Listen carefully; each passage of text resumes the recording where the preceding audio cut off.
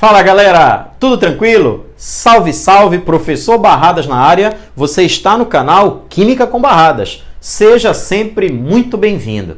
Eu já queria deixar um recadinho para você que está chegando de repente agora no nosso canal, ainda não conhece a gente, né? Já vou pedir encarecidamente para que você se inscreva no canal, já faça isso logo agora no início, não é? Porque você pode esquecer ao final, a gente sempre esquece, não é? Ainda que a gente tenha gostado, mas a gente termina aquela, ela já está com ânsia, não é? De passar aí, já está com aquela ansiedade de passar, não é? Para a próxima aula. Então, para não correr o risco de você deixar, não é? De nos honrar com a sua inscrição no canal e o seu like, aquele like filé que eu sempre peço para você. Então já faça isso logo agora no início, aproveita, beleza? E aí, seja muito bem-vindo. Se inscreve no canal, ativa as notificações, marca lá o sininho e escolhe todas, que é para que todos os vídeos cheguem até você quando eu publicar um novo vídeo aqui no canal. Beleza? Então, sejam todos muito bem-vindos a essa casa. Lembrando que esse canal, ele só tem, né, a razão dele de existir é você, com certeza absoluta. Então, a partir do momento que ele deixar de te ajudar, ele perde a razão dele de existir. Enquanto ele estiver te ajudando em alguma coisa, a gente aí, não é, mantém o canal no ar. Aí eu peço encarecidamente para você aquele seu like filé para valorizar aqui o grande profissional, não é? Para valorizar o Barradão aqui, para eu me sentir mais motivado ainda a publicar novos vídeos para você. Tranquilo? Show de bola? Vamos dar sequência ao nosso estudo num tema importantíssimo chamado funcionamento da pilha de Daniel ou pilha de Daniel, como você quiser chamar o cara aí. Fica tranquilo. Vem direto para o quadro e aí eu quero te dizer uma coisinha. Antes da gente ver aqui o funcionamento da pilha de Daniel, não é? Primeiramente, eu queria te dizer para você ignorar as cores, que elas são meramente ilustrativas, ok? Te liga apenas no funcionamento. Vamos lá. Professor, mas calma. Antes do senhor começar a explicar o funcionamento, eu não lembro mais os componentes da pilha. Fica tranquilo. Olha quais são os componentes da pilha. A pilha tem 3 componentes básicos: o eletrodo, o fio condutor e a ponte salina. O que é um eletrodo? Vem cá. Este recipiente aqui, imagina que ele é um recipiente de vidro, ele é como se fosse um copinho de laboratório chamado de Becker. Tranquilo? Dentro do Becker, eu coloquei uma solução aquosa de sulfato de zinco.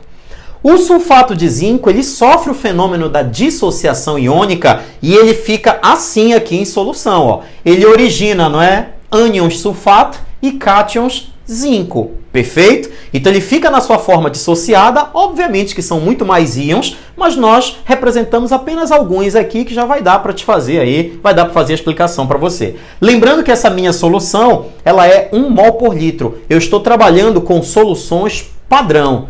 E as condições do meu experimento aqui são 25 graus Celsius de temperatura e 1 atm de pressão. Bacana? Então, mergulhado aqui na solução aquosa de sulfato de zinco, eu coloquei uma lâmina metálica de zinco.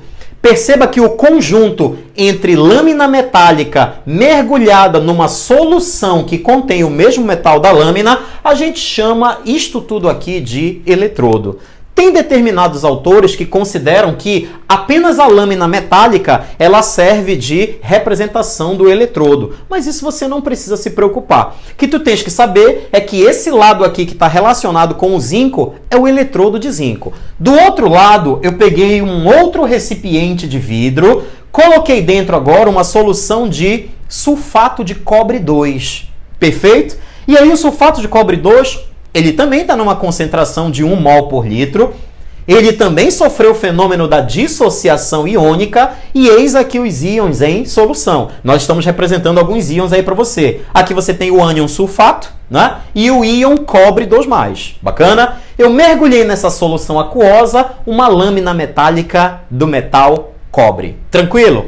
As lâminas, galera, elas precisam estar comunicadas. Você precisa comunicar as lâminas. A gente faz isso através do que a gente chama de fio condutor. Você tem um fio condutor aí, ou circuito externo, que é como a gente pode chamar também o fio condutor. Bacana! Só que as soluções aquosas aqui também precisam ser comunicadas. e você vai comunicar as soluções através desse tubo em forma de U que a gente chama de ponte salina.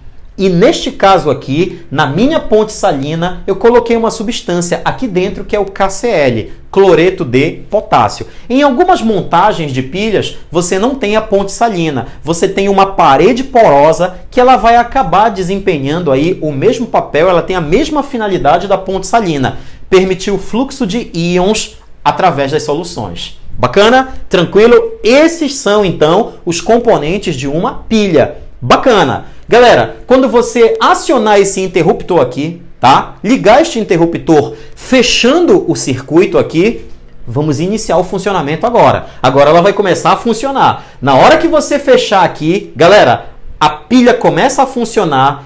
Essa lâmina aqui, que é a lâmina de zinco, vai começar a sofrer oxidação e o cobre vai começar a sofrer redução. O zinco, quando ele sofrer oxidação, a gente diz que ele vai sofrer oxidação num polo da pilha chamado de ânodo. Lembra, a oxidação sempre acontece no ânodo. Para você não esquecer, olha como as duas palavras começam por vogal. Eu até troquei de cor aqui para você, não é? Então, vogal com vogal, oxidação, ânodo. Vem comigo. O ânodo da pilha é o polo negativo, tranquilo? O ânodo da pilha é o polo negativo da pilha. Já do outro lado, você tem o cobre sofrendo redução. Senhores, a redução sempre ocorre num polo da pilha chamado de cátodo. Agora você tem o seguinte, né? Calma lá. Aqui era vogal com vogal, né? Agora você tem consoante com consoante para você não se confundir. Então, a redução sempre vai acontecer num polo da pilha chamado de cátodo. As duas palavras iniciam-se por consoante aqui. Beleza. E o cátodo da pilha é o polo positivo da pilha. Lembra daquele bizu, galera? Para você não esquecer isso, basta tu te lembrares da palavra crau. Olha aí. Professor, o que é crau, não é? Calma lá. Se tu te lembrares de crau mais ou menos, veja lá se você consegue assimilar isso. É fácil, né? Crau mais ou menos. Se você dividir aqui, veja, esse C é de cátodo, é onde acontece o fenômeno da redução e é o polo positivo da pilha.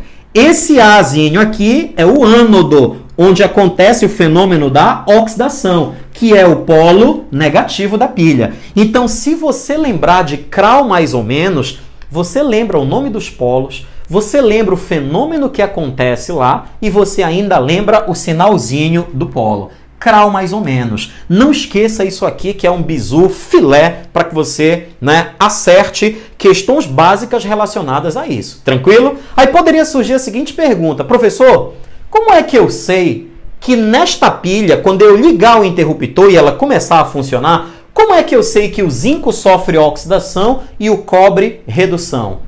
Excelente pergunta. Senhores, nas questões de resolução de uma pilha, quando você estiver resolvendo uma pilha e ele pedir para você encontrar a equação global e a diferença de potencial, ele vai te dar na questão os potenciais padrão de redução. Perfeito?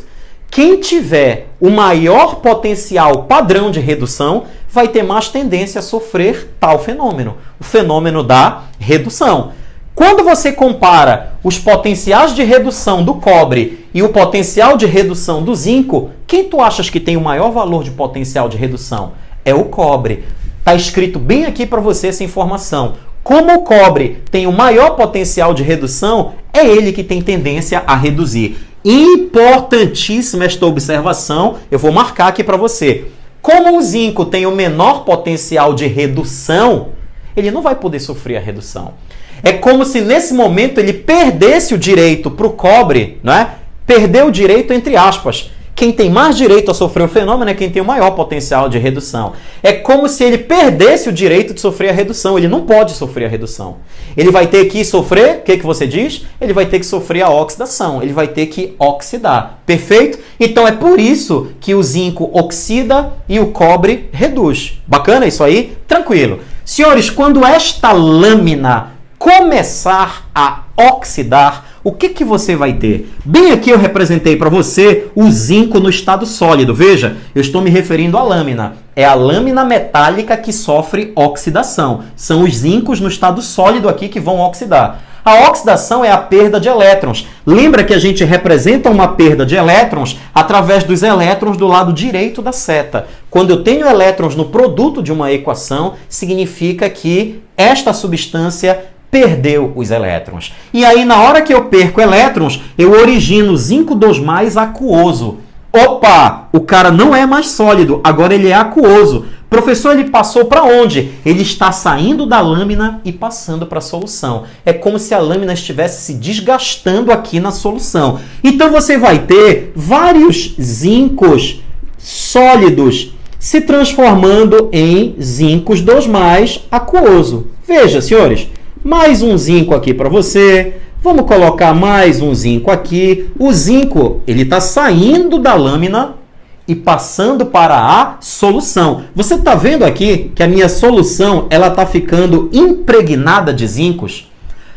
Olha quantos zincos aqui passaram para a solução junto com os outros zincos que eu já tinha da solução aquosa. Senhores, você está percebendo que a minha solução está ficando impregnada de zinco? Sabe o que vai acontecendo com o tempo? Essa lâmina metálica aqui, veja, ela vai começar a sofrer corrosão, ok? Então, veja o que eu tenho aqui. A minha lâmina metálica está sendo corroída.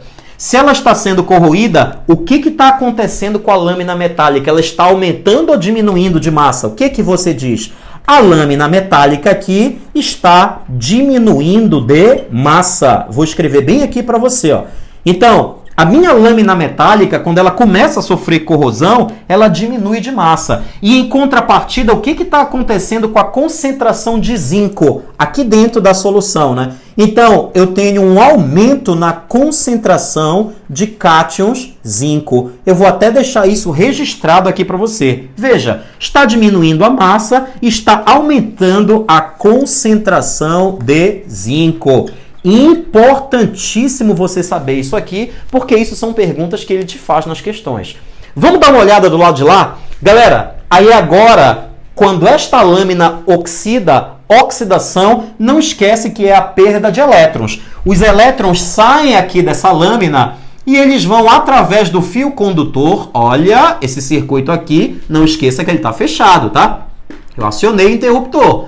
Bacana. Os elétrons, eles vão aqui, não é, da lâmina que sofreu oxidação em direção à lâmina que sofreu redução. Eles chegaram, senhores, aqui na lâmina de cobre. Esta minha lâmina vai ficar impregnada de elétrons. Tranquilo? Quem é que você acha que gosta de elétrons? São espécies que têm carga positiva. Você está vendo que aqui dentro da solução aquosa tem espécies com carga positiva? Os íons cobre 2+ aqui? Beleza. Sabe o que vai acontecer? Esses cobres, eles vão simplesmente atacar a lâmina metálica. E com o passar do tempo, senhores, sabe o que você percebe? Você percebe que eu tenho um depósito de cobre metálico sobre a lâmina. Veja, senhores. Olha o que está acontecendo. Professor, quem está sofrendo redução agora? Atenção, nesse caso, quem sofre redução não é o metal da lâmina. Quem sofre redução são os cátions cobre 2+ que estão na solução. Veja aqui, eu representei os caras bem aqui para você. Cobre 2+ aquoso. São eles que ganham 2 elétrons e se transformam em cobre no estado sólido. Eis aqui a equação de redução para você. Veja que quando a gente coloca elétrons antes da seta, no reagente da equação, isso significa ganho de elétrons. Tranquilo? Beleza? Então, os cobres que estão na solução, ao atacarem a lâmina e ganharem 2 elétrons, eles sofrem a redução e se transformam em cobre no estado sólido. É esse cobre que você está vendo depositado aqui sobre a lâmina. Tranquilo? E olha só, não é? A tua lâmina, o que está acontecendo com ela? Diferente dessa daqui, que estava tendo uma diminuição de massa, agora essa tua lâmina aqui, ela aumenta de massa. Vamos escrever isso aqui para você? Então agora você tem nada mais, nada menos, não é, do que um aumento de massa. Vou deixar isso escrito aqui para você, ó. Então, senhores, essa lâmina aumenta de massa por causa dos caras que se depositaram aí. E o que você acha que está acontecendo com a concentração de cobre agora, né? A concentração de cobre 2+, está diminuindo. Veja, na medida em que esses cobres, não é, saem da solução e se depositam na lâmina, você não tem mais esses caras aqui, ó. Eu vou apagar aqui, né, os carinhas para você. Veja, eu apaguei alguns, né? Eu vou apagar mais esse aqui, ó. Você está vendo que os cobres estão saindo da solução e atacando a lâmina? Logo, esta solução aqui, ela vai ficando cada vez mais diluída, porque está diminuindo a concentração de cobres. Essa solução, ela vai ficando cada vez mais concentrada, porque está aumentando a concentração de zinco. Perfeito? Então, essas duas características aqui são importantíssimas para você. E agora, dá uma olhada aqui ainda dentro do funcionamento. Veja, senhores, você está com a sua solução aqui cheia de zinco. Você tem muita carga positiva aí. Você já tem substâncias com carga positiva já em excesso aí. E aqui, o que está ficando em excesso são cargas negativas. Veja que aqui você está ficando apenas com sulfato e aqui você está ficando impregnado de zinco. O que vai acontecer agora? Para manter o equilíbrio de cargas na solução, entra em cena a ponte salina. Senhores, o que a ponte salina faz? Já que você está tendo muita substância com carga positiva aqui, a ponte salina manda espécies negativas para cá para neutralizar essas cargas positivas aqui. Perfeito? De modo a você ficar aqui com uma situação mais eletricamente neutra. Você tem muita carga positiva. Você tem que chegar a um equilíbrio. Então a ponte salina, não é? É como se ela mandasse, entre aspas, ânions para o ânodo. Ela manda ânions, que são espécies negativas, para o ânodo, para dar mais uma neutralizada nesse excesso de cargas positivas. E a ponte salina, ela manda cátions para o cátodo, não é? Cátions para o cátodo, na tentativa de neutralizar íons negativos que estão em excesso. De modo que essas soluções, galera, elas têm que ficar eletricamente neutra e mais ou menos equilibradas. Perfeito? Então, a função da ponte salina é permitir o fluxo de íons através dela para garantir a neutralidade elétrica das soluções, vamos dizer assim. Só que esses íons zinco 2+ positivos que você tem aqui, eles podem muito bem sair desse eletrodo, entrar na ponte salina e ir para o outro eletrodo. Se eles fizerem isso, você também vai ter um equilíbrio de cargas, porque aqui você tem muita concentração de carga positiva. Ora, senhores, a ponte salina não está mergulhada aqui nas soluções? Ele pode muito bem sair daqui o zinco e ir para outra solução. Vai dar uma equilibrada, porque você vai diminuir a quantidade de carga positiva aqui. Os sulfatos também podem vir aqui pela ponte salina, não é? E varar, não é? Varar, entre aspas, não é? Eles podem chegar, professor, não é? Numa linguagem aí mais culta, vamos dizer assim. Então, eles podem chegar aqui no outro eletrodo sem problema nenhum. Você, assim, também vai ter um equilíbrio de cargas. Este é o funcionamento, senhores. Veja que é isso que acontece. Se você pegar ainda a semi-reação de oxidação e somar com a semi-reação de redução, você vai chegar no que a gente chama de equação global da pilha. Lembra que é só colocar uma embaixo da outra, cancelar os elétrons, você chega na equação global. Lembrando que você também pode representar a equação global através da notação da pilha. É só pegar os dois caras que estão relacionados com a oxidação, coloca eles aqui por primeiro, separados por uma barrinha vertical, tá? Primeiro tem que ser a oxidação, é obrigatório quando você está fazendo a notação da pilha. Você coloca duas barrinhas que representam a ponte salina, depois você põe os dois carinhas que estão relacionados com a redução, o cobre 2+ e o cobre no estado sólido. Esta é a notação da pilha. Bacana, sua pilha está funcionando. Lembrando, né, que você tem um equipamento aqui que vai indicar para você a voltagem dessa pilha. Nós já resolvemos a pilha de Daniel e você já sabe que ela tem como diferença de potencial mais 1,10 volts. Você lembra disso?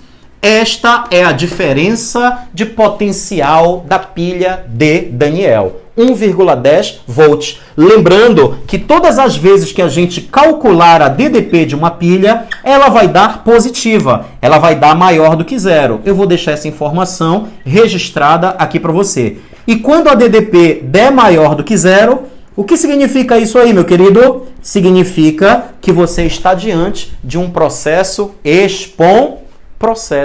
espontâneo. Tranquilo, senhores? Na medida em que a pilha vai funcionando, esta lâmina vai sendo corroída, não é? A DDP, ela vai diminuindo com o tempo, não é? Isso aí é absolutamente normal. O que interessa para você, principalmente aqui, é o funcionamento, você entender quem sofreu oxidação, quem sofreu redução e por que que essa lâmina oxida e esses cátions cobre que estão aqui na solução, por que que eles reduzem e atacam a lâmina. Perfeito? Tudo isso é em função do potencial padrão de redução. Tranquilo, senhores? Este é o funcionamento da pilha. Veja, não é? O esquema está aí para você, uma revisão filé de pilhas e do funcionamento. Espero que você tenha compreendido. Qualquer dúvida, reveja o vídeo. Você pode ter passado batido aí, de repente, em alguma informação. Se você gostou, se contribuiu para o teu aprendizado, deixa aquele like filé para valorizar o barradão aqui. Tá bom? Senhores, grande abraço e até a próxima.